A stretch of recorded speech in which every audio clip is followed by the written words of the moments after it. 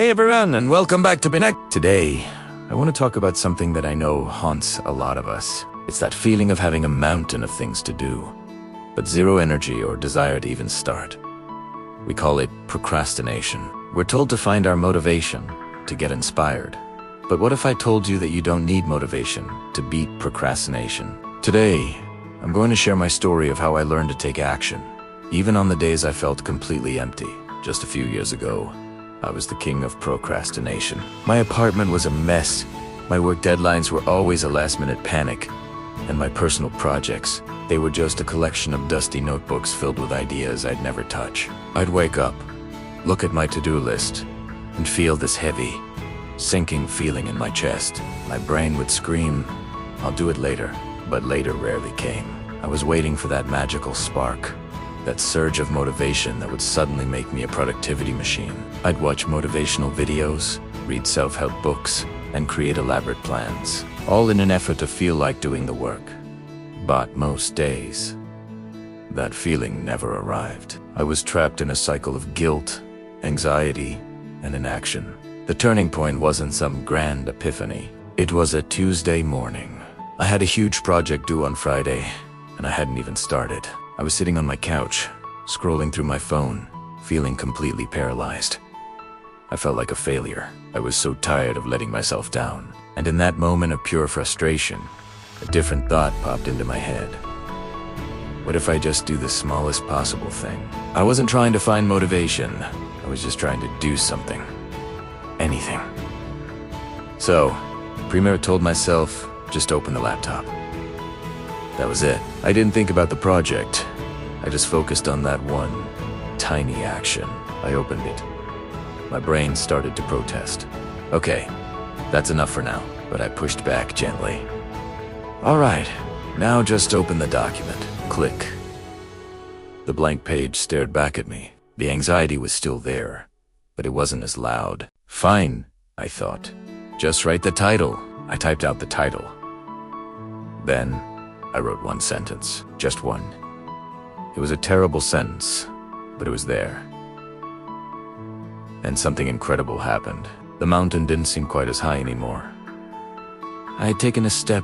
This tiny action started a chain reaction. I decided to work for just 5 minutes. I set a timer and told myself I could stop when it went off.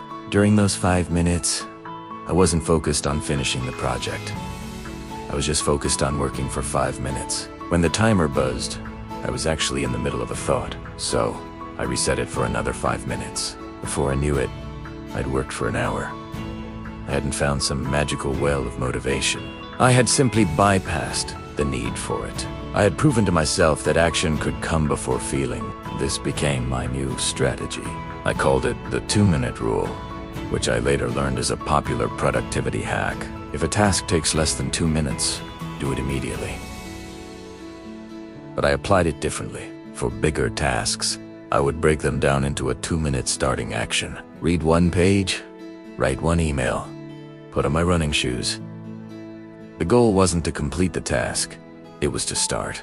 Because starting is the hardest part. Starting is where procrastination builds its fortress. By making the first step ridiculously easy, I was sneaking past the guards.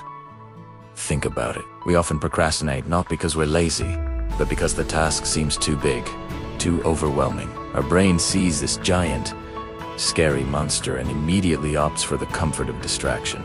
But if you tell your brain, we're not fighting the monster, we're just going to poke it with a tiny stick for 2 minutes, it's much more likely to agree. You're negotiating with your own resistance. You're using action to generate momentum. And momentum is what creates a feeling of accomplishment, which, ironically, can lead to motivation. We have it backward. We think motivation leads to action, but more often than not, action leads to motivation. Let's apply this to everyday life. Want to start exercising? Don't commit to a 1-hour gym session. Just commit to putting on your workout clothes. That's it. Once they're on, you might as well do a few stretches. After a few stretches, maybe you'll feel like a short walk. See how it builds? Need to clean your messy room. Don't think about cleaning the whole room. Just decide to pick up 5 things and put them away. Or set a timer for 5 minutes in just tidy one small corner. You are tricking your brain into starting, and once the inertia is broken, it's so much easier to keep going. This isn't about forcing yourself to do things you hate. It's about honoring your goals, even when you don't feel like it. It's about being a friend to your future self. That person will thank you for not leaving them with a last-minute mess. This method is powerful because it removes the pressure. There's no pass or fail. If you only manage to put on your running shoes and then take them off, you still won. You took the first step. You surveyed up.